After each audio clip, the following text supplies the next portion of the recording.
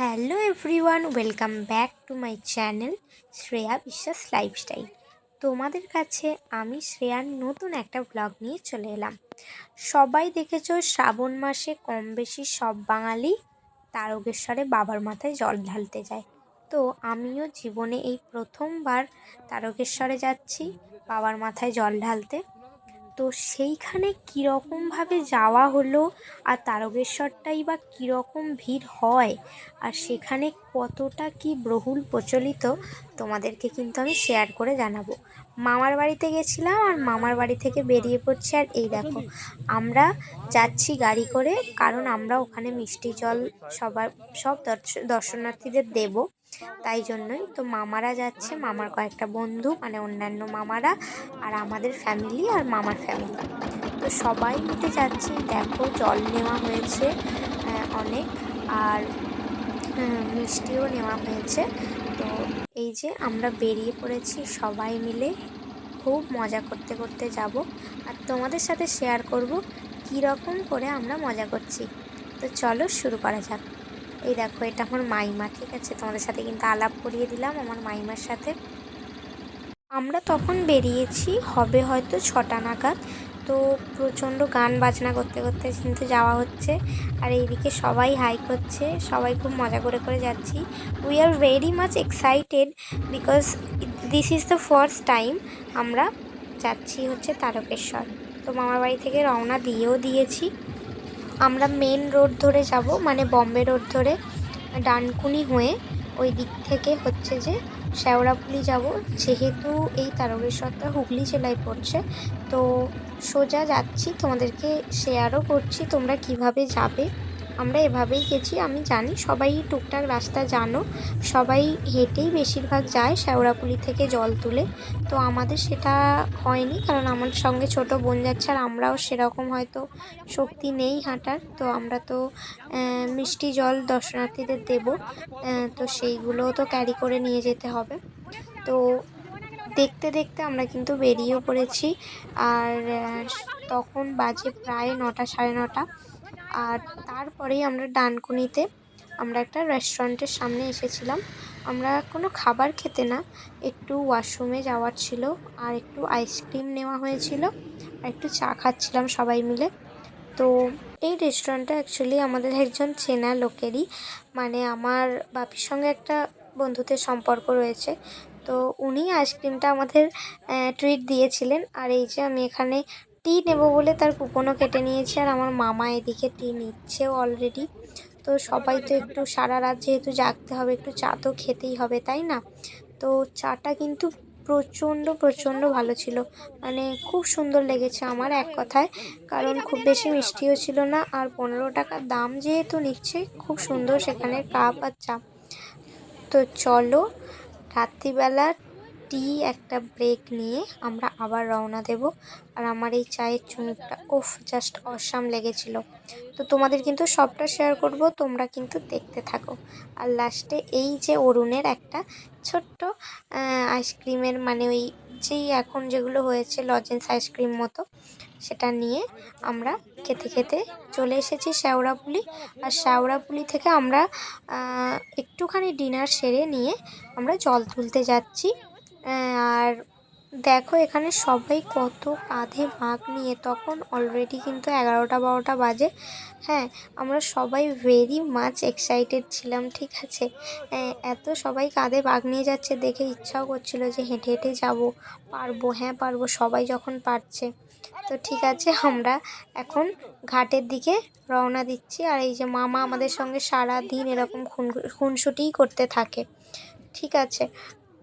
এই দেখো এই যে হচ্ছে শেওড়াফুলি ঘাট, আর আমরা এখানে থেকেই জল তুলবো, আর জল তুলে আমরা 4টে ধামে জল ঢালবো, ঠিক আছে। প্রথমে ডাকাতকালী, তারপরে হচ্ছে ওই কাশী বিশ্বনাথ ধাম, তারপরে লোকনাথ বাবা, দেন আমরা তারকেশ্বরে যাব।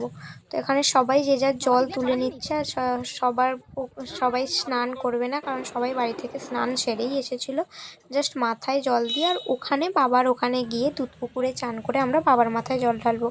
আর এই যে কথা বলতে বলতেই চলে এসেছি মা ডাকাতকালীর মন্দিরে। তো সবাই এখন ঢুকছে, আর এইখানে এরকম তো চলতেই থাকে, তোমরা তো জানো। তো শুক্রবার গেছিলাম বলে অতটা ভিড় হয়নি। এই যে মাকে অপরূপ সুন্দর দেখতে, আর মায়ের এই মানে সিলভারের গয়নাগুলো এত ভালো লাগছিল, খুব সুন্দর লাগছিল। তো ওখান থেকে আমরা বেরিয়ে পড়েছি, বেরিয়ে যাচ্ছি এখন কাশী বিশ্বনাথ ধামের উদ্দেশ্যে। আর এখানে সবাই রাস্তায় কত লোক হাঁটছে, তখন প্রায় কিন্তু 1টা 1:30টা বাজে। তো সবাই হাঁটছে।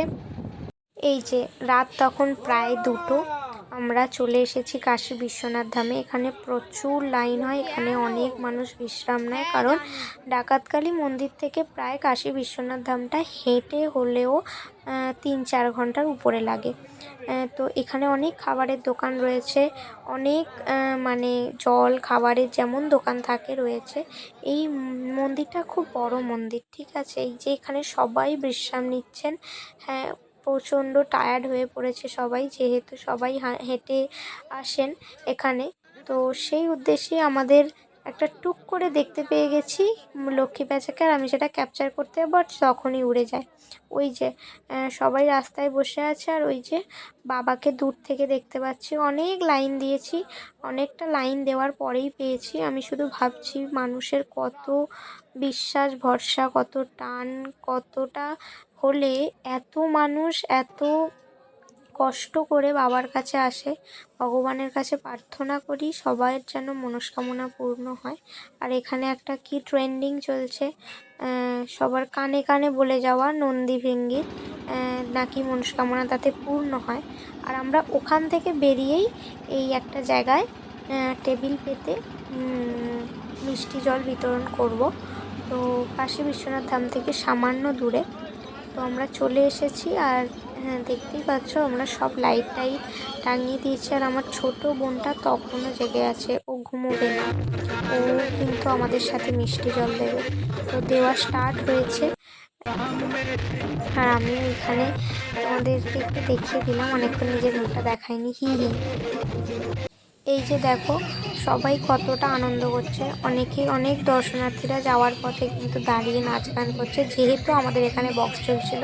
আর আমার মামারাও নাচাগানা কিছু করছিল। তো সবাই তো দেওয়ার দিকে ব্যস্ত ছিল, তাই জন্য অতটা কিছু নাচ গান সেইভাবে প্রথম দিকে করেনি, তবে লাস্টের দিকে অনেক করেছে। এই যে আমার বোনেরা এখানে সবাই জল মিষ্টি দিচ্ছে, আমার মাইমারাও দিকটা আছে। তো আমিও এখানে জল দিচ্ছিলাম, আর মাঝে মধ্যে টুকটুক করে একটু ভিডিও করে নিচ্ছিলাম। অনেকেই ভাবো মিষ্টি জল বা কোনো খাবার বিতরণ করবে, কিন্তু করতে পারো, মানে ভাবো যে কিভাবে করবে, সেরকম কোনোই ব্যাপার না। তোমরা জল মিষ্টি নিয়ে গিয়ে ওই রাস্তার যে কোনো একটা ভালো জায়গায় তোমরা দাঁড়িয়ে তোমরা দিতে পারো, কোনো অবজেকশান আসবে না। আর এই যে এখানে একটা বাচ্চা মেয়েকে তার বাবা কোলে করে নিয়ে যাচ্ছে, সেটা দেখে আমার বাপি বলছে একটা ছবি তুলে রাখ, বলে একটু মিষ্টি আর জল দেওয়া হচ্ছিল। বাচ্চাটাও তো সারা রাত এরকম জেগে রয়েছে না, আর বাবাটারই কত কষ্ট বলুন। পরে রাত তখন প্রায় 3টে 3:30, আমাকে মামা একটা মাজার বোতল কিনে দিয়ে বাপি আর মামা চলে গেছে স্প্রাইটের। অত রাতে কি অত ঠান্ডা খাওয়া যায়, তাও খাওয়া হচ্ছে, যেহেতু রাতটা জেগে থাকতে হবে। আর ছোটো বোনও তখন জেগে আছে, আর আমি পুরো হাল্লাক, মানে আমার অবস্থা পুরো ঢিলে হয়ে গেছিলো। যাই হোক, তখন ভোর হওয়ার পথে আমাদেরও মিষ্টি জল প্রায় শেষ হয়েই গিয়েছিল। তো আমরা এবার মানে রওনা দেব হচ্ছে তারকেশ্বরের উদ্দেশ্যে।